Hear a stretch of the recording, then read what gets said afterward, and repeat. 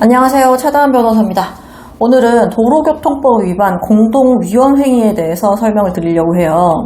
이게 어떤 거냐면 도로교통법 제46조 1항 부분인데, 자동차 등의 운전자는 도로에서 2명 이상이 공동으로 2대 이상의 자동차 등을 정당한 사유 없이 앞뒤로 또는 좌우로 줄지어 통행하면서 다른 사람에게 위해를 끼치거나 교통상의 위험을 발생하게 해서는 안 된다는 것입니다.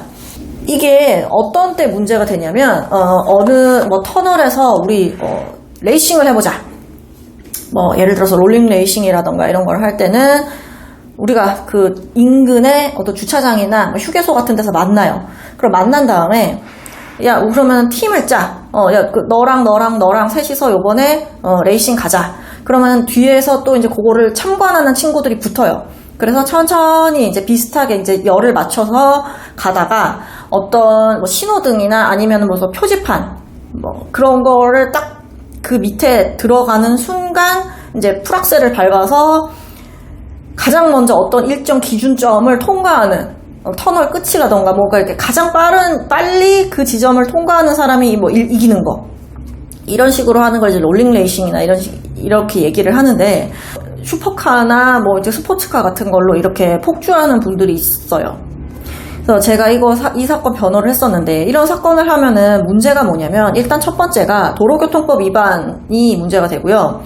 이렇게 해서 걸려서 끝나면은 상관이 없는데, 통상 이렇게 해서 사고가 나요. 통상 이렇게 해서 사고가 나면은 또 이제 거기에서 죄명이 또 추가가 되고, 또 문제는 거기에서 또 보험금을 타냈다. 그러면 또 이제 보험 사기니 뭐니 이제 여러 가지 죄명이 추가가 되면서, 주로 사고가 난 당사자들은 구속 수사를 받게 되고 실형을 살게 되는 경우들이 굉장히 많고, 그 다음에 그렇게 사고까지는 안 나더라도 그런 공동 위험행위를 한 친구들, 그리고 그 횟수가 많다고 하면 집행유예까지도 내다볼 수 있는 그런 범죄이기 때문에 굉장히 심각하단 말이에요.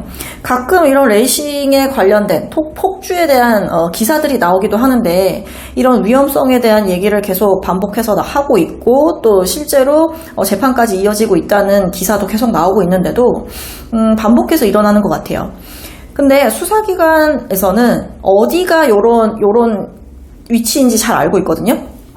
게다가 이 친구들이 암호처럼 사인을 주고받아서 몇 시에 어디서 모이자 라고 얘기를 하는데, 페이스북이라던가 뭔가 SNS에서 그런 두문자라던가 자기네들끼리 쓸 수 있는 암호를 가지고 사인을 보내고, 그러면 거기에 모여가지고 레이싱을 한다. 그런 이제 첩보가 들어오면은 이제 수사기관이 가서 이제 단속을 하거나 그런 일들이 있죠. 이런 행동을 하면은 일단 위험한데 사고가 났다면 절대로 보험금을 청구해서는 안 됩니다. 그런 부분도 항상 유념하셔가지고요.